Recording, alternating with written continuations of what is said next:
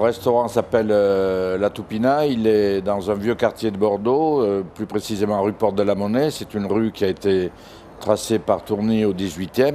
J'ai ouvert ce restaurant en 1968, j'avais à peine 22 ans, c'était une folie et j'ai acheté un petit fonds de commerce qui évidemment au fur et à mesure des années qui passaient, des années difficiles parce que d'être excentré comme ça à Bordeaux, de faire de la cuisine populaire, traditionnelle, de terroir, alors que la mode était à la cuisine nouvelle ou la nouvelle cuisine, c'était non pas utopique, mais c'était plus que ça, c'était une folie totale.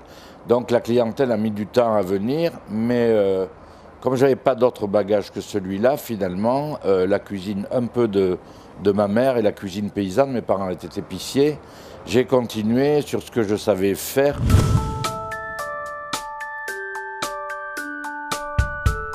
Moi, j'en ai pas. Je ne corresponds pas aux critères du Michelin, certainement. Et surtout, je n'en éprouve pas le besoin et on n'est pas allé dans ce sens. C'est-à-dire que c'est une classification d'un guide qui existe et qui est sérieux. Bon, nous, on n'a pas d'étoile Michelin. Alors peut-être que si on m'en avait donné une dans les années 90, je l'aurais acceptée. En tous les cas, si on m'en donne une maintenant, je la refuse, mais je ne serai pas le premier puisque il y en a quelques autres qui l'ont déjà refusé, donc ça fait un peu réchauffer.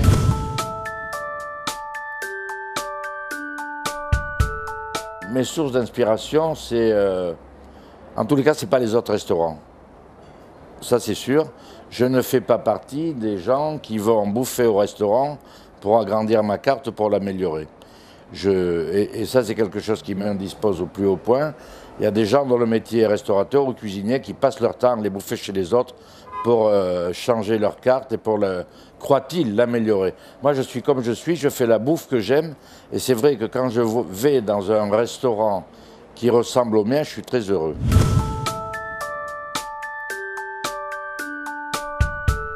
On parle beaucoup aujourd'hui d'une tendance qui arrive des États-Unis qui s'appelle les locavores. Bon.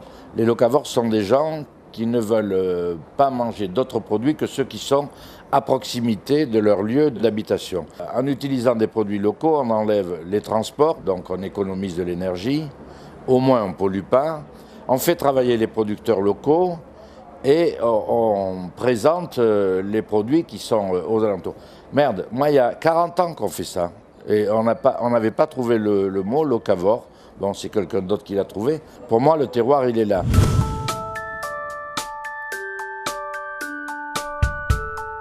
C'est de l'artisanat, qu'est-ce que c'est de l'art? Penser que de se raser la tête et de se mettre une boucle d'oreille et d'avoir une barbe de 4 jours, ce que j'essaie de faire, c'est un comportement d'artiste. Restons discrets. Plutôt poivre, le sel, c'est pas bon pour la santé. Je ne suis ni foot ni rugby, mais si je dois choisir, suite à votre question, je suis forcément rugby. J'ai même plus droit au pain beurre, donc je mange du jambon d'York le matin parce qu'il paraît que c'est plein de protéines. Ah ben 20. Les filles, si je pouvais avoir les deux en même temps, ça irait très bien.